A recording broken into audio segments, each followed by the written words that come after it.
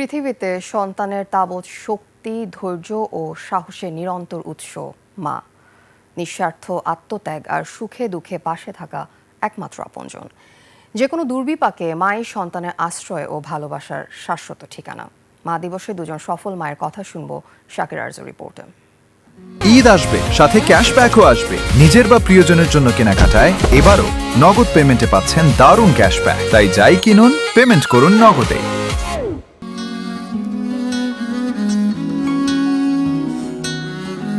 তিনি রোকেয়া আক্তার, বয়স ৭৯। অল্প বয়সে বিয়ে, তারপর কোলজোরে আসে ৪ সন্তান। আর প্রিয় প্রজন্মকে বড় করতে গিয়ে বন্ধ হয়ে যায় তার নিজের পড়াশোনা। থেমে যায় মেধাবী এক নারীর উজ্জ্বল ভবিষ্যৎ।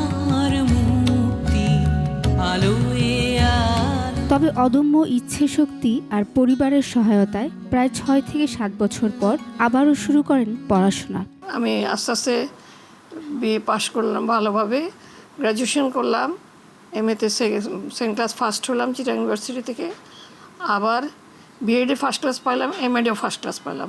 কৃতিত্বের সাথে পড়াশোনা শেষ করে ভিকারুন্নিসা সহ কয়েকটি শিক্ষা প্রতিষ্ঠানে করেন শিক্ষকতা।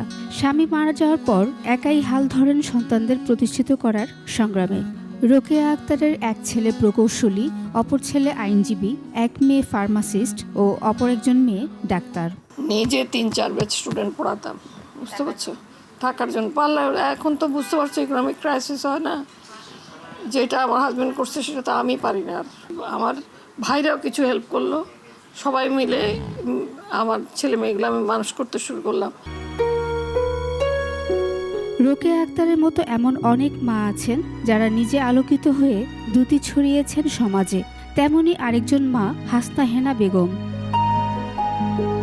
স্বামীর সামান্য বেতনে সংসার চালাতে হতো হাসনা বেগমকে, তবু সন্তানদের পড়াশোনায় আঁচ ফেলতে দেননি এই মা।